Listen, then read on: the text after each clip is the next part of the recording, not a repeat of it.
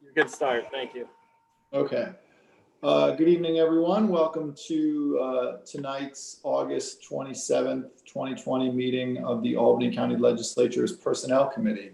My name is Jeffrey Kuhn. I'm the Deputy Chair of this committee, and I'll be chairing this meeting at least to start out with. I guess first order of business is to take the roll of members of the committee.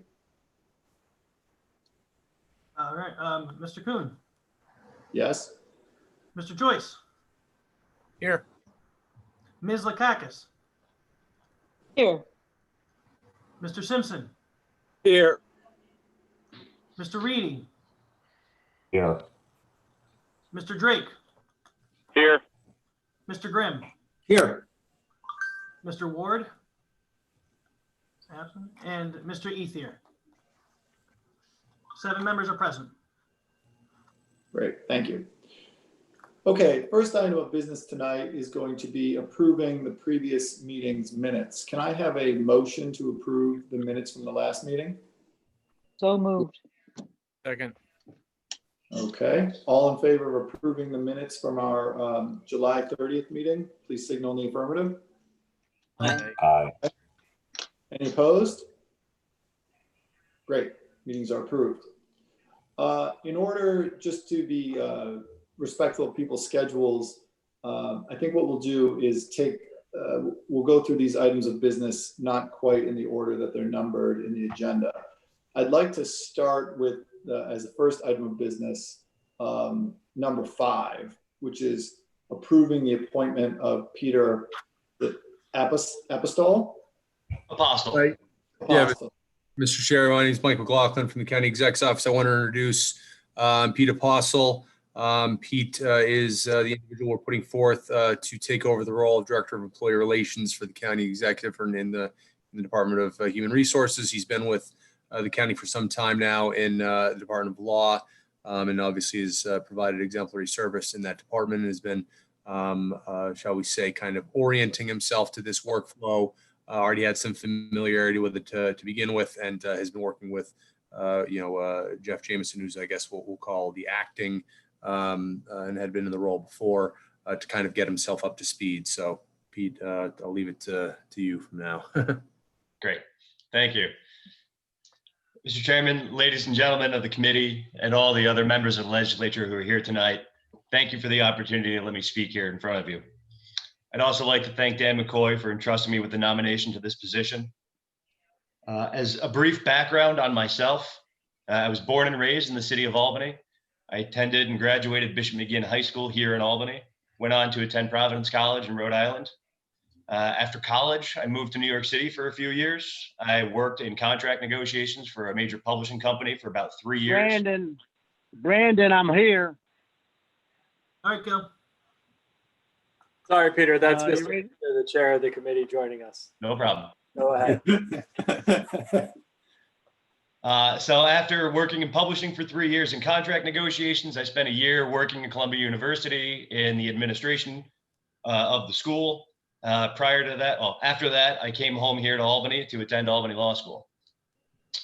In my second year at Albany Law School, I interned in the Albany County Public Defender's Office and spent my time that semester at Albany City Police Court. It was a great experience, one where I could see what I was learning being applied day to day to help people in their lives. I enjoyed it so much, I stayed for a second semester. At a very young age, my parents had instilled in both my brother and I the importance of public service and how you can make a difference in people's lives by dedicating your time and your energy into helping them.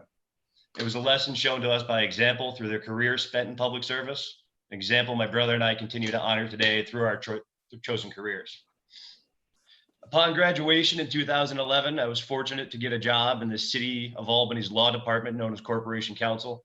I was able to work on a variety of issues that the municipality and the local residents deal with every day, from the mundane matters like parking tickets and trash fines to writing new laws, working on union contracts, and defending the city in civil lawsuits. After 3 years there, I kind of had the urge to go back into the courtroom, and I was fortunate enough that an opportunity opened up in the public defender's office here in Albany, and I jumped at the chance. I worked in all different courts around Albany County. I worked in family court primarily. I spent 4 years doing hearings and trials beyond count. I really enjoyed my time. I worked with a lot of people who were really great to work with, and a lot of those people were on the other side of the issues that I was on. I was there to protect and advocate for my clients' rights, and they were there to do the same.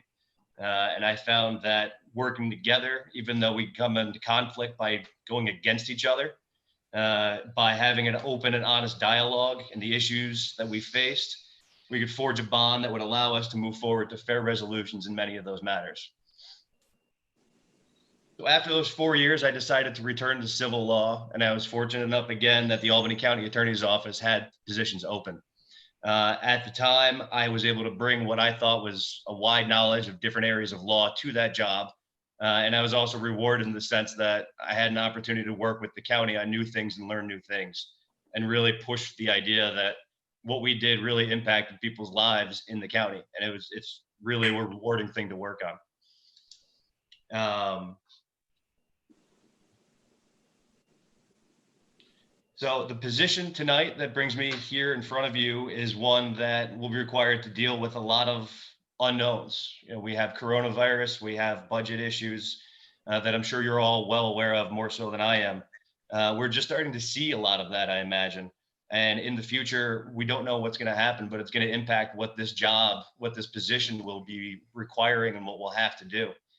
And I really feel that the skills that I have honed in my time as an attorney, the methods by which I believe in conducting business on behalf of those that I represent, and my belief that open and continual communications are crucial to achieving the results that people can come to an agreement on in matters of labor relations as they relate to the county.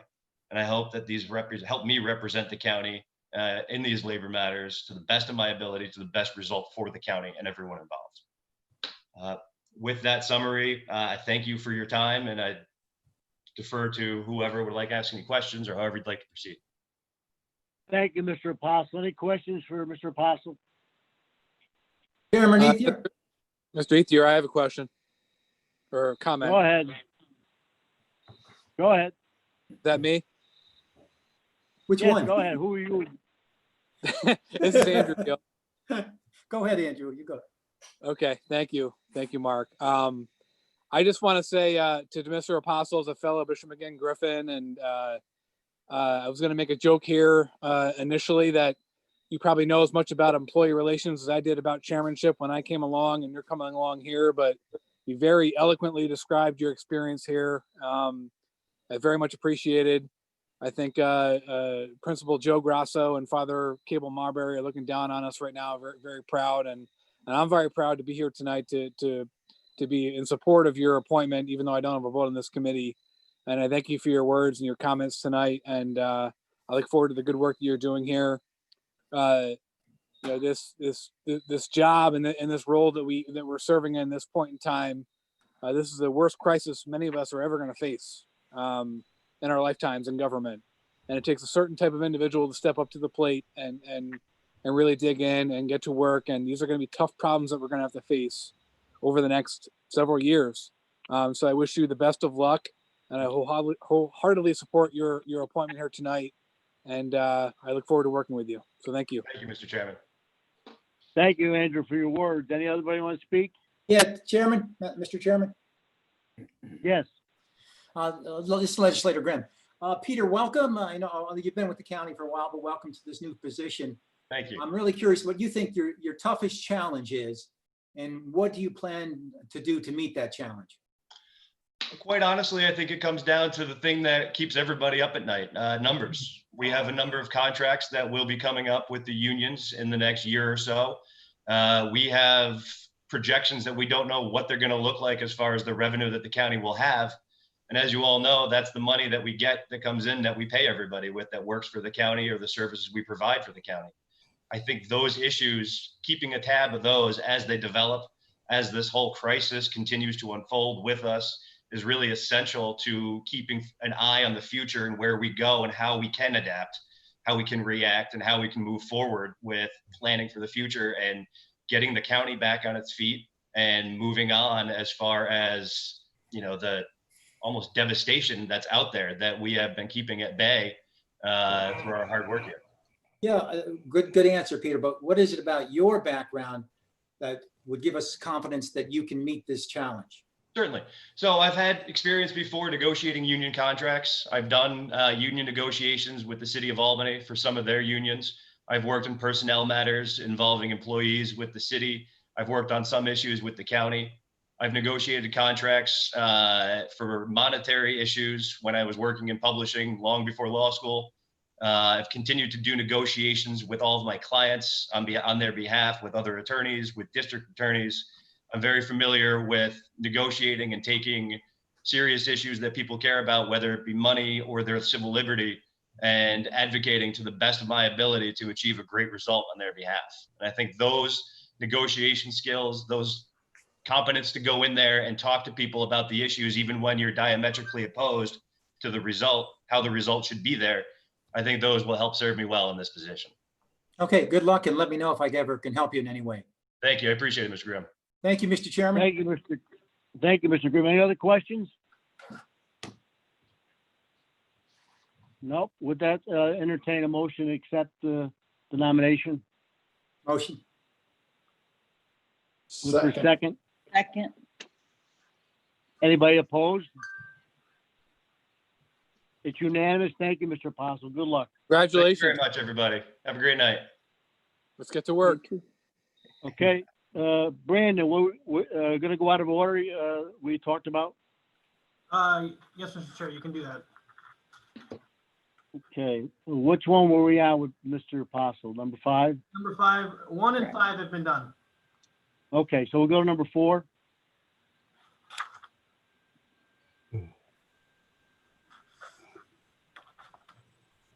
Okay, Mr. Chair, this is Mike McLaughlin. I can speak to that one. We're coming to you asking permission to authorize the acceptance of applications for an early separation payment. This would be a $15,000 payment offered to individuals interested in early separation from the county. It would be for an amount or a number of individuals not to exceed 50. These individuals wouldn't be able to return to county service for a minimum of 3 years were they to take the separation payment. We anticipate that this will cost, Dave Riley, please jump in here, around $700,000, but has the potential of saving around $3 million. Dave, am I correct in that? Mike, it's $750,000 if we go with the full 50 number. And based on responses so far, we should be able to hit that because we're over that already. That will lead to at least $3 million in potential savings for 2021. Does anybody have any questions? That's a quick synopsis. Mr. Chairman, this is Andrew. I got a question. Okay, Andrew. Hey, Mike, Yes. what exactly is it that you're asking us to do here tonight? We need permission from you folks to begin the process of once the period of solicitation ends, begin looking through those individuals that are interested and seeing if they would qualify. There is some discretion that is involved in this process, as I'm sure everyone can imagine, given the COVID world that I guess we're all in. If there's an employee that is perhaps would be considered essential,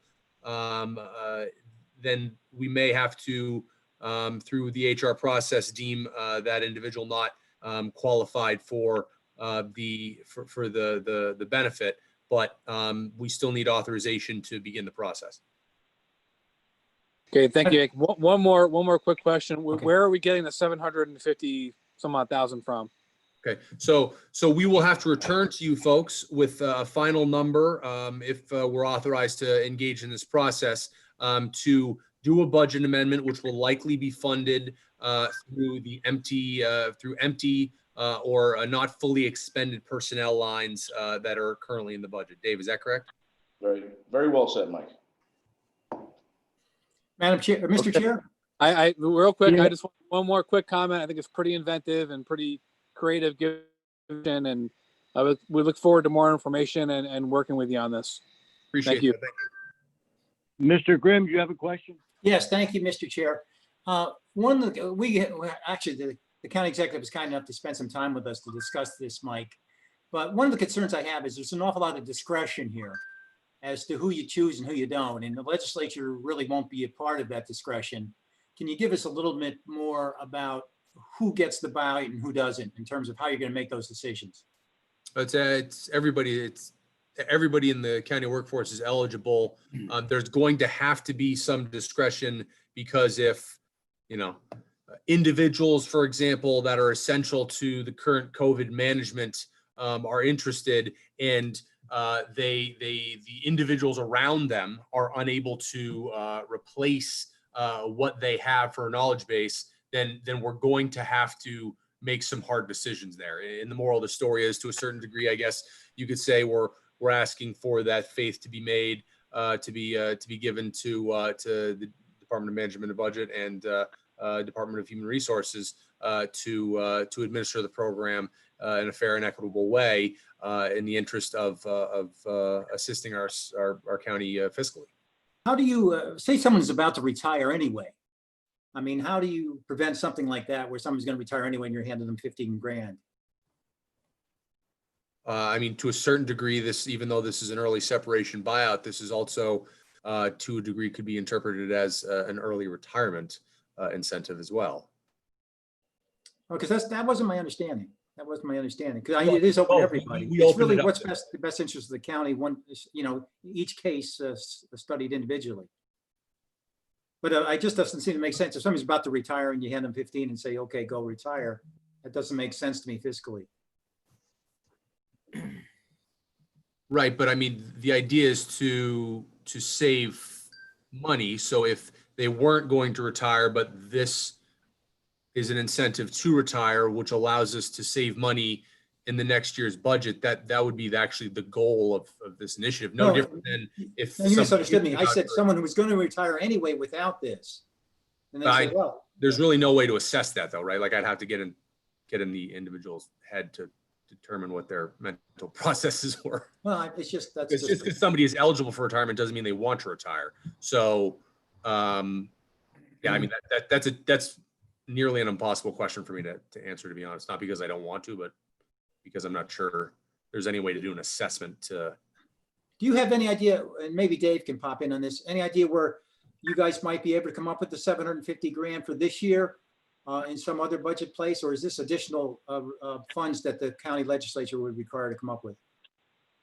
No, Yeah, let me take this, Mike. And also, first, Mr. Grimm, to your previous question, Yeah. not to get too deep into the weeds, but of all the people that have approached us with interest so far, none of them have filed anything saying that they were looking at retiring already. So, Okay. It's not preempting anybody that was already in the process as far as stuff we have now. We anticipate to pay for this out of 2020 budgeted funds, previously budgeted. We will have to come back to the legislature for budget amendments to move those between different personnel lines. But back of the envelope, it looks like we should be able to do it internal to each department, if not each fund in the county budget, taking lines that were previously vacant and or the lines that we by this process and the money that would be used for the rest of their So salary. they're gonna use items that they didn't hire people in. Yeah.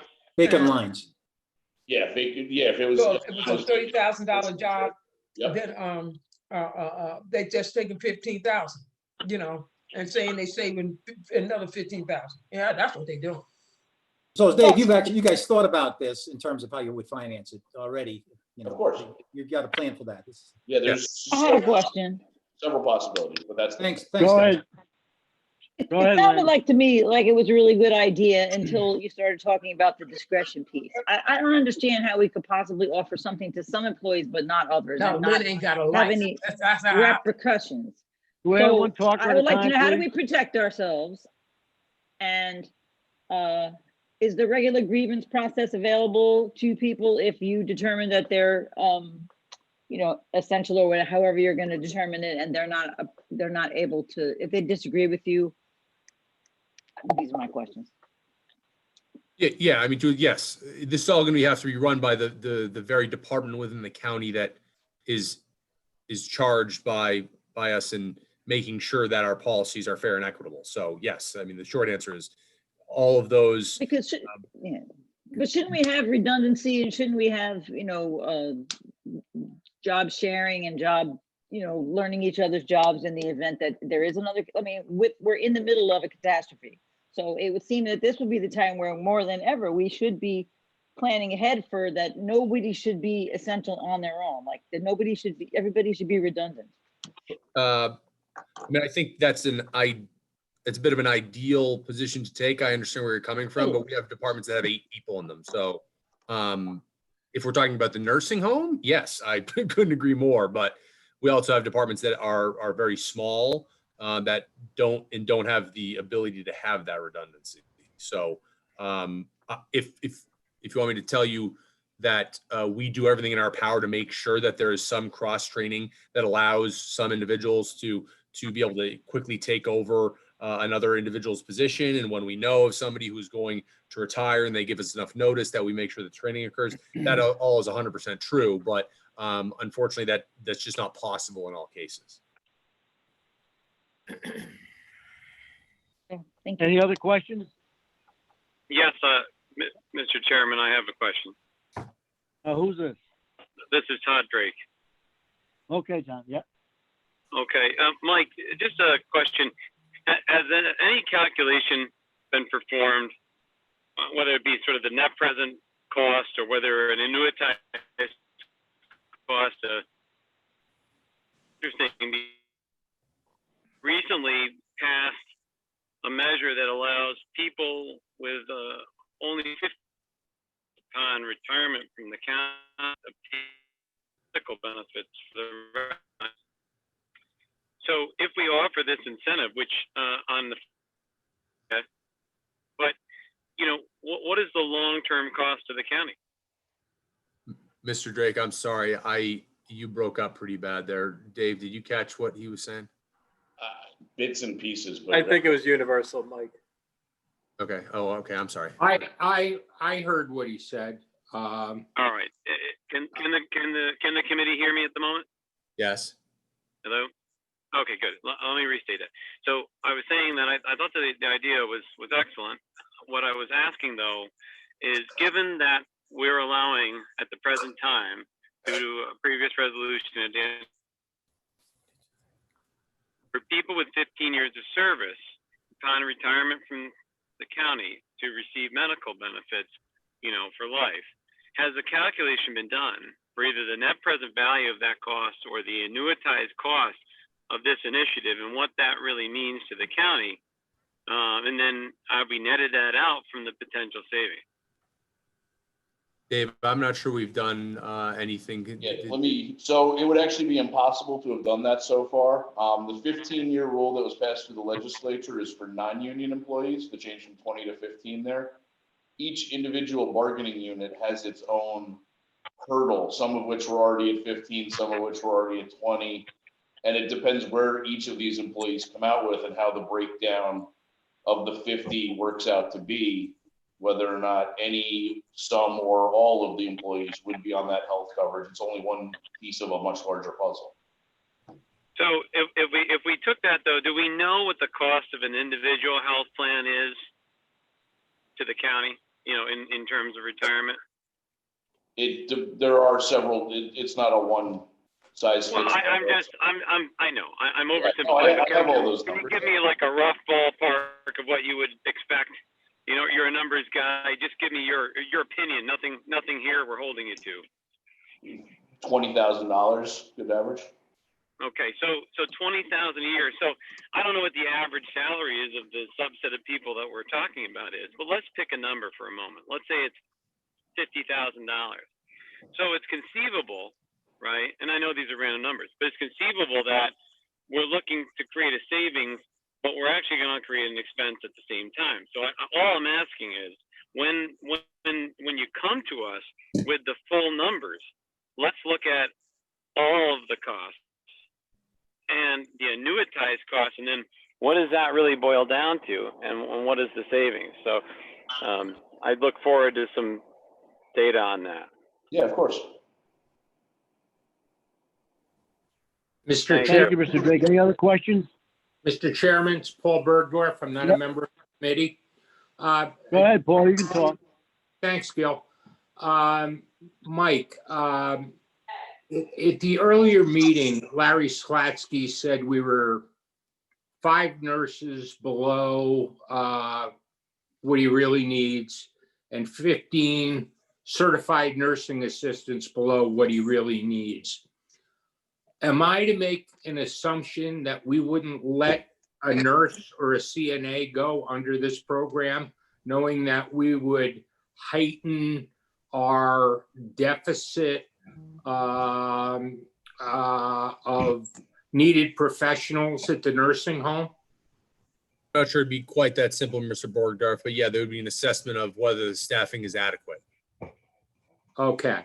We also have a number of departments that come to us and say that they can't find people in Albany County to fill jobs.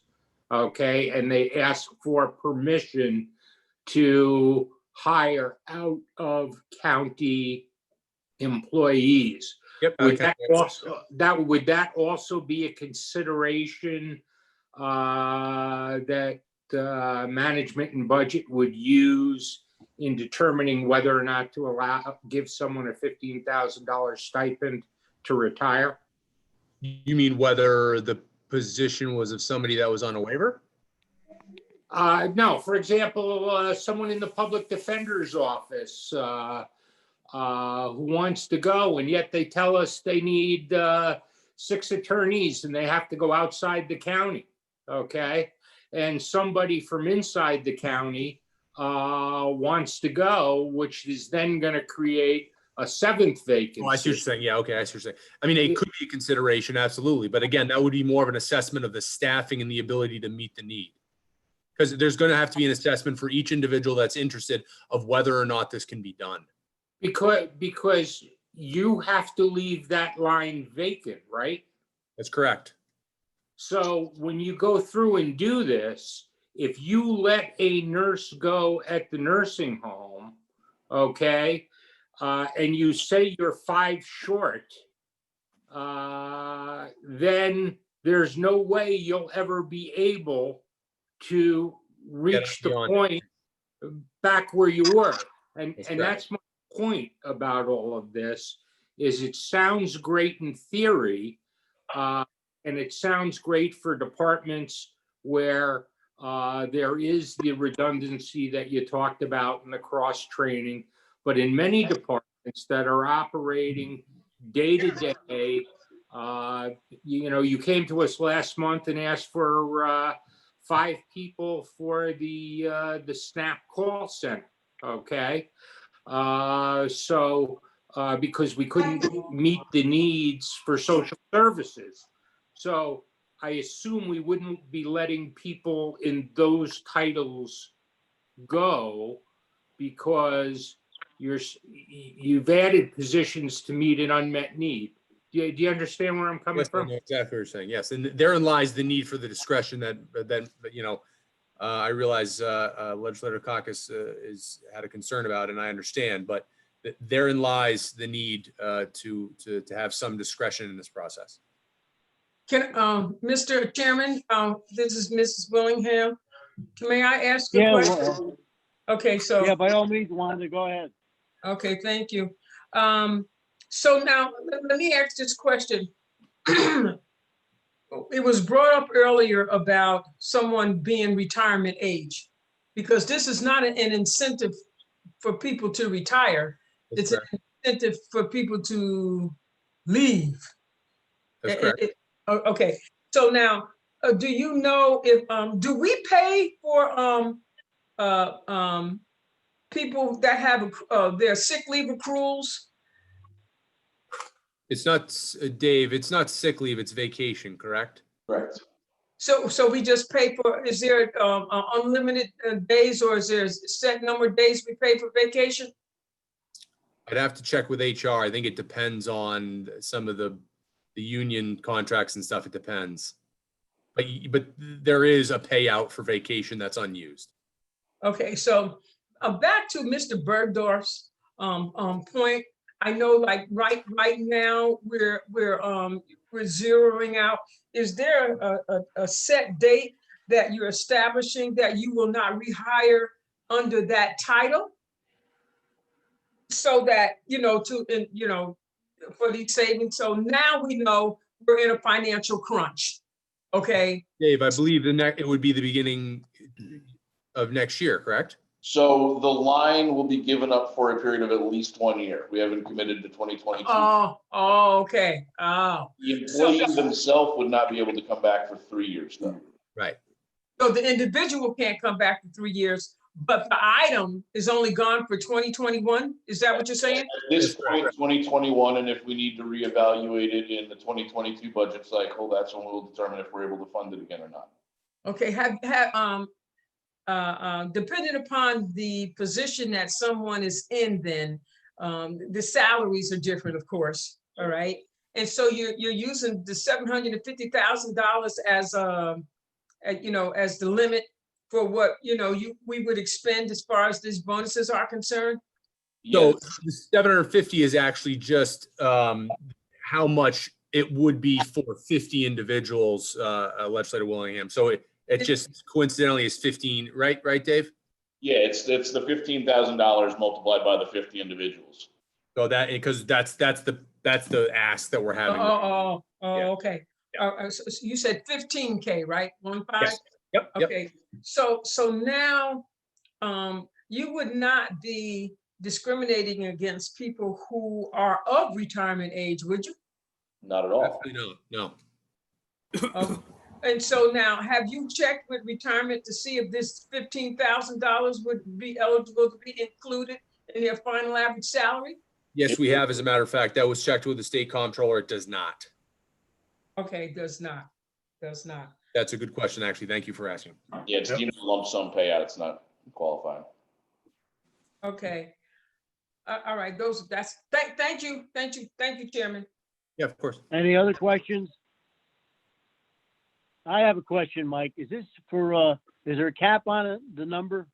Yeah, it would be 50 individuals, Mr. Chairman. If we have to come, listen, if it's I don't know if to call it a rousing success, but very popular, and HR and DMB make the assessment that we could do more would be appropriate, we would definitely come back to you. But keep in mind also to the Legislator Chairman Joyce's question, we're gonna have to come back anyway from the fiscal side of things once we know, who it's gonna be, what the lines are, the amounts and all that. Okay. Does it apply to part-time employees? It doesn't apply to them, does it? No, it's only full-time. Just full-time. All right. No more questions. Take a motion to move forward on this. Motion. Second? Second. It's a motion second. Anybody opposed? Nobody opposed. It's unanimous. Thank you, fellas. Thank you all. What's next, Brandon? Number 3? Yes, You want to read number 3, Brandon? sure. Item number 3, requesting the Albany County Comptroller and the Commissioner of Human Resources review the Albany County rules and regulations for employees and provide recommendations concerning timekeeping practices. And who's Hey, Mr. presenting Chairman, that? I'll take this one. Well, one question. Wait a minute. Whose resolution is that? Chairman Joyce's. I'm here, Gil. Okay, thank you. All right. Okay, Andrew, go ahead. Okay, so as we kind of talked about in audit and finance, I would like HR and the comptroller's office to come to us within 45 days, recommendations for rules and regulations reform as it relates to the recent audit to timekeeping practices in Albany County. Any more questions on this? We'll take a motion one way or the other. Anybody in favor or opposed? Take a motion. Motion to move. Second? Second. Anybody opposed? It's unanimous. All right, thank you. Brandon, what's next? Number 3? Number 2, Oh, number 2, I'm sorry. You read that, please? last item, an act to modify the rules and regulations for Albany County employees. This is Mr. Morello's. Mr. Ethier, Yeah, go ahead. Okay, well, I'm going to open a little bit with the same opening I had for audit and finance, but it'll be amended a little bit. At our last meeting, the members of your committee requested that a meeting be conducted with the Director of HR and the County Comptroller to look at this resolution that my conference submitted. And you had agreed to do so.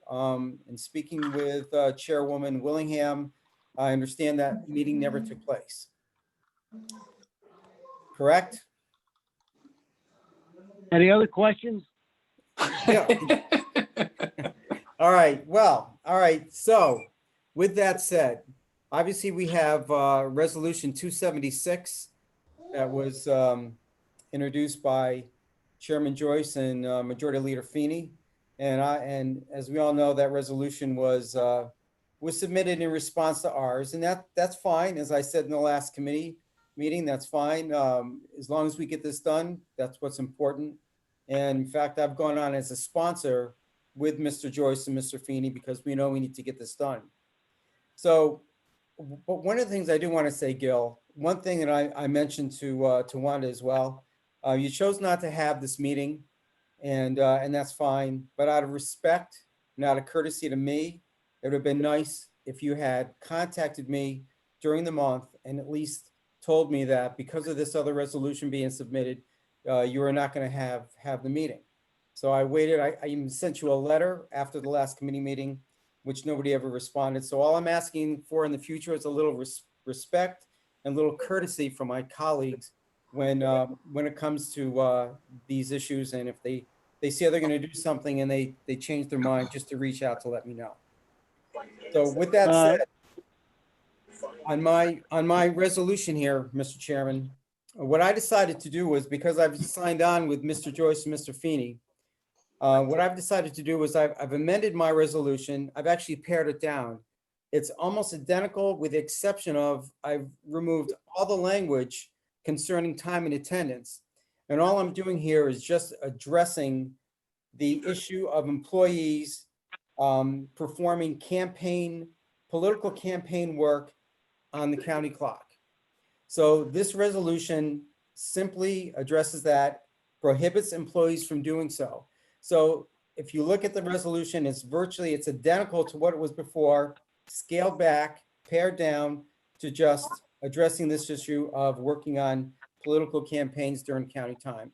So the other committee went ahead and moved it. They moved it out, and I'll be honest, as a negative declaration, I don't care. It's going out for a vote. So I'm looking for this evening to have this moved out as well. Thank you. One question, Frank. One question, Frank. You had mentioned you sent me a letter. Yes, I did. To me personally? Yes. I don't recall receiving that. It was sent out right after the last committee meetings. Where did you send it? Well, I don't know the exact address, but well, you sent it. Why wouldn't you know the address? You sent it. Where would you sent it? Where did you send it? Well, I don't have that with me. That was sent out by our minority office.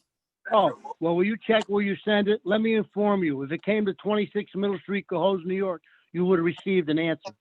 All right. I don't know where it went. Well, I do know it didn't come here, Frank. So before you chastise me or say something that's uncalled for, please check to make sure it was sent to my home.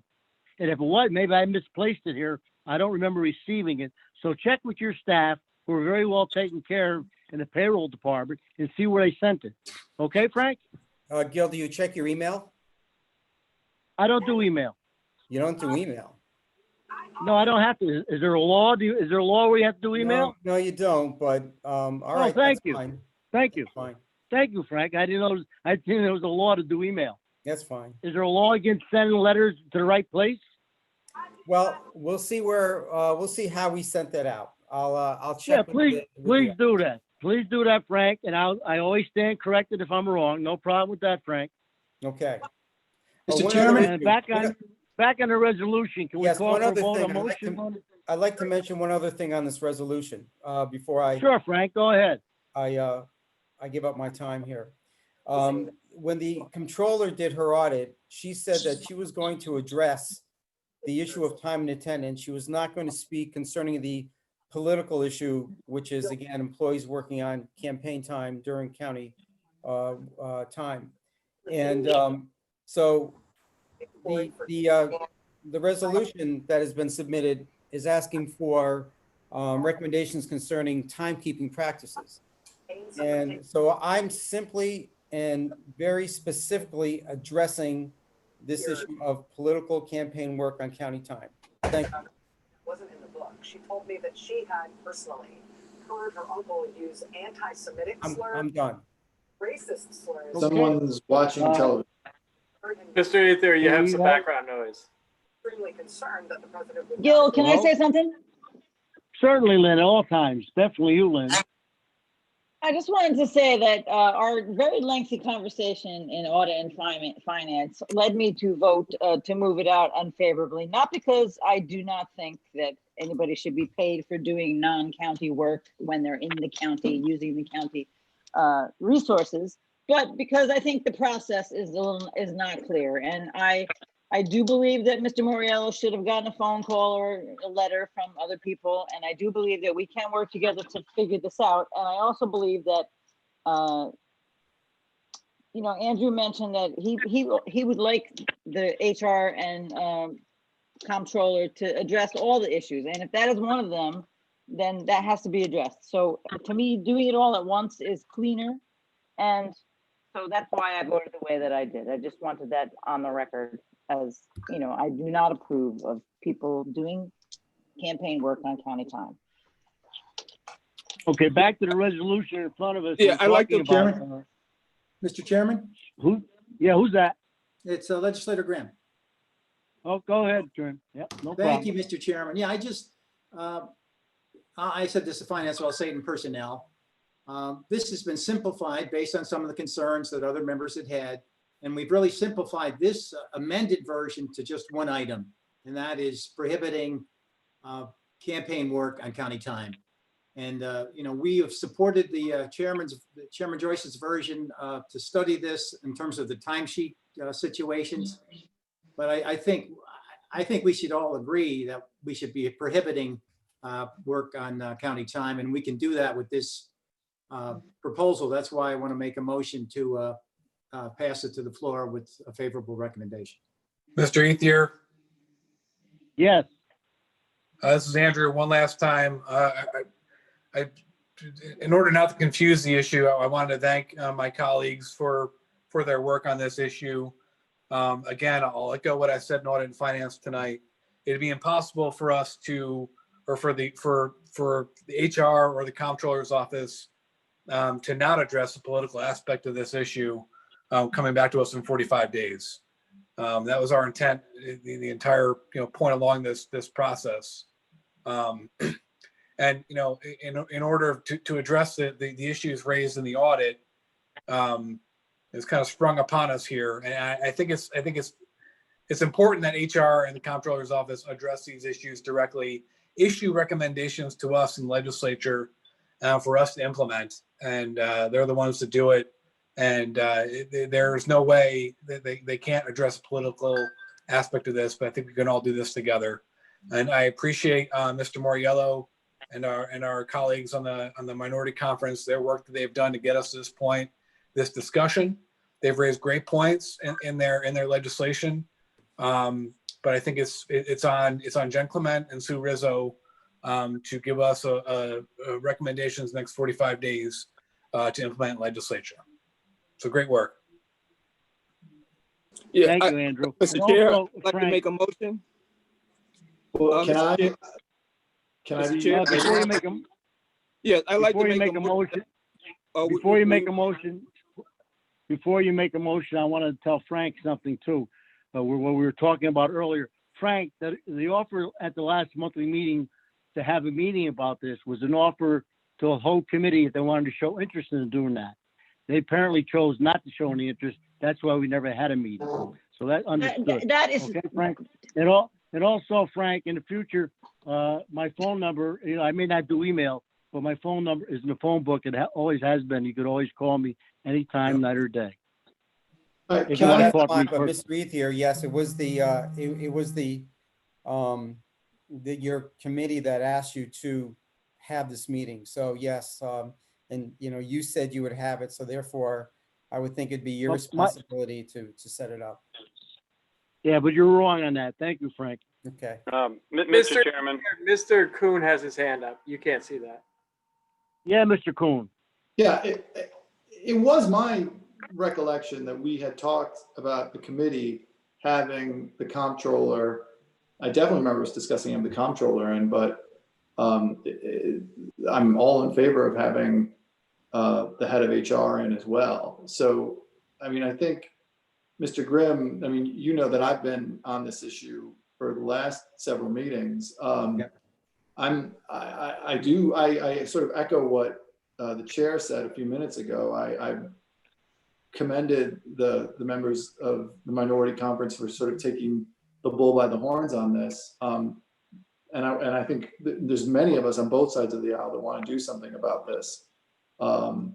But I think we need to do it in a thoughtful way. And I wanted to see the legislative solution to this be informed to the greatest extent practicable by those people in the county government who know the most about this, who would be the comptroller and the head of HR. So while, listen, in a perfect world, perhaps this would have moved forward a little more quickly. We're dealing with the pandemic. And so I think at this point, though, there's whatever happened in the last few meetings or why a meeting wasn't had, I guess that's water under the bridge. But now there's a definite path forward with the resolution that we just passed or we just recommended out to get the input we need to really do something about this. So it just seems like instead of doing this in a total piecemeal fashion where we have one piece of legislation that just addresses sort of one sliver of the issue, it just seems to make more sense to let's have the input we need, get the recommendations that we need from the people who really are knowledgeable about this, create a really effective piece of legislation that's comprehensive and addresses all the problems that we're talking about. And then ideally that piece of legislation would have, I would think, almost unanimous support from both conferences. So I just think that the more practical way forward here is to table this current bill, which was amended tonight, and to fold all this into one omnibus piece of legislation that we're all going to get behind and is going to be really well informed. Is that possible to kind of do this all as one, the next couple of months, to do this as one omnibus piece of legislation that we can all get behind? I guess that's sort of directed at my friends on the minority side of the aisle, Mr. Grimm, Mr. Moriello. My understanding, we have a motion to move this. Mr. Chair, can I answer this, Mr. Chair? Yeah, Mr. Grimm, go ahead. Thank you, Chairman. Ms. Kuhn, thank you very much. And yes, you've been concerned with reform. It's been genuine, and I appreciate that. And we listened to you folks when we initially came up with the original proposal, and there was a Chairman Ethier's idea to have the people come in and speak with us, which I support, and I still want to do that. But we also shaved away all the stuff that requires study, that is the timesheet stuff that we could work together on. And I have voted twice now tonight for Chairman Joyce's version where they study this and come back to us with a recommendation. But the bottom line is we're the ones that set policy, not the HR director or anybody else. And secondly, the proposal before us tonight is simply one item, that there be no campaign work on county time. And that's not something that needs to be studied. That's something we should decide in about 5 seconds. So that's why I made the motion tonight to just approve that and send a signal to everyone that we will not tolerate anyone working for political purposes, campaign purposes on county time. It's not right. Well, it's not that simple, Mr. Grimm. And to drop an amendment on this 6 minutes prior to publication is tricky. Mr. Chairman, can I address that? Yes, Mr. Drake. Thank you. So, Mr. Chairman and Mr. Chairman, with respect, a two-word amendment is not really something that we have to be concerned about dropping on the general committee. I think we're all of sufficient sound mind and body to process the concept of, policy as it relates to political campaign work on county time. I can't see anyone among us who cannot review that in the pendency of this argument, particularly given that this argument was raised during the Audit and Finance Committee, in which many people attended. So, with all due respect, I don't buy that. Second, a motion was made. But third, I'd like to point out that, and we all know this, but with all due respect to Ms. Clementi and others, they don't make policy, the legislature does. So it's incumbent upon us to do so, regardless. So, these are simple things, as Legislator Grimm pointed out, for any publicly elected official to get behind. And while I respect Mr. Kuhn's idea of the omnibus legislation, I also don't like omnibus legislation for the lack of clarity they often provide. There are two measures in front of the legislature. Let us vote on two measures. Thank you. Well, for informative purposes here, Mr. Moriello and Mr. Bergdorf have both come on myself and Mr. Feeney's legislation calling on the Comptroller and HR to come at us at 45 days with policy. So if that's not as close to an omnibus bipartisan approach to this issue, I can't imagine what else is. Well, Mr. Ether, oh, I'm sorry. Mr. Ether, Chairman, Mr. Simpson has his hand up. Yeah, Mr. Chairman, is a motion in order? There We is have a a motion motion, on the floor and now, I second don't- the motion. Yeah, we have a motion on the floor. Brandon, is there a motion on the floor now? You recognize Mr. Grimm for the purposes of making a comment, and he did make a motion. You have not recognized anyone to make a second to a motion yet. Well, I'd like Okay. to make a second to the motion, Mr. Chairman. All right, no problem. We got a second, we got a motion, we got a second. Now you read the motion, you get the motion, Brandon?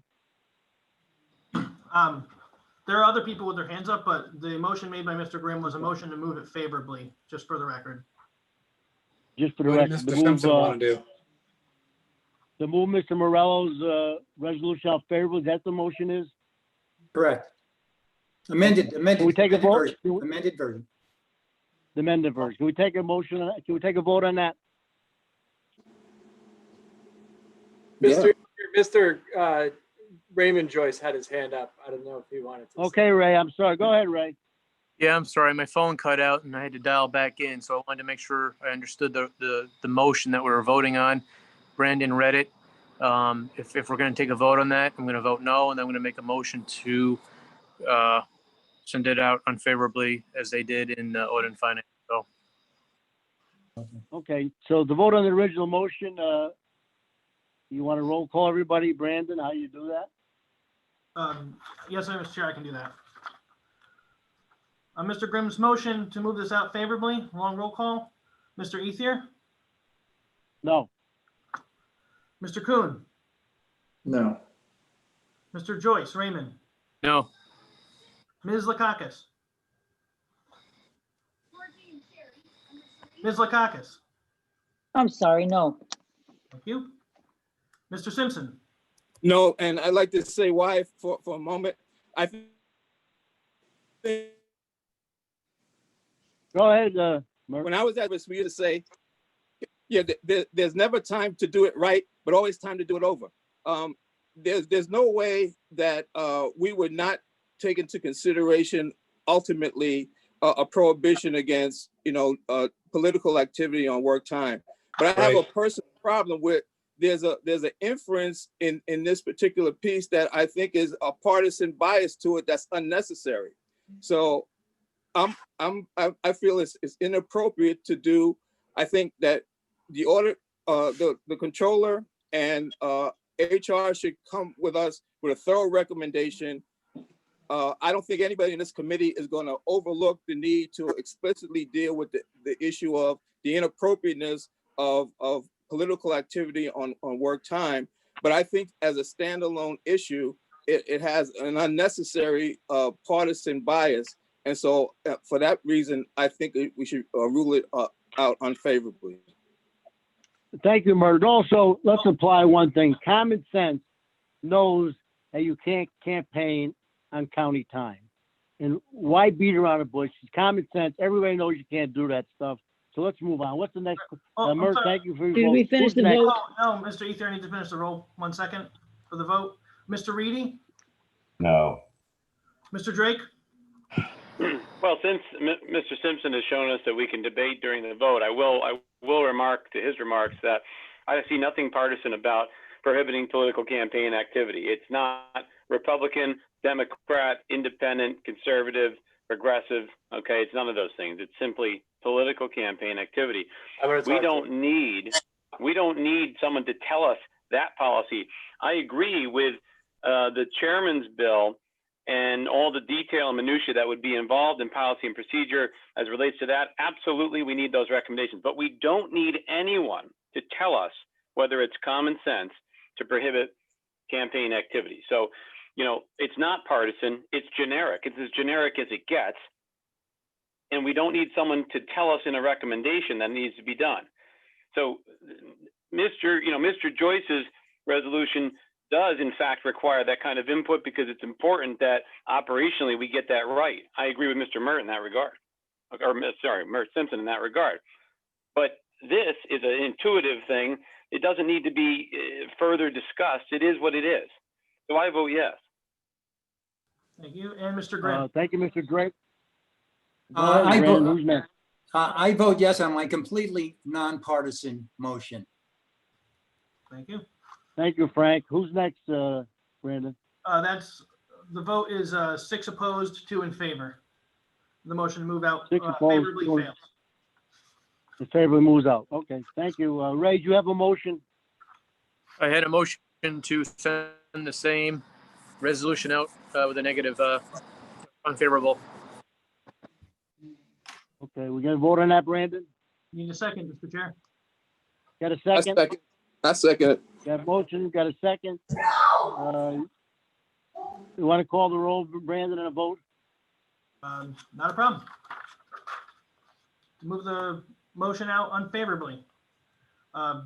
Yes. Mr. Ethier, Yes. Mr. Kuhn, No. Mr. Joyce, Save it, right, yes, send it out unfavorably, correct. favorably, yes. Ms. Lakakis,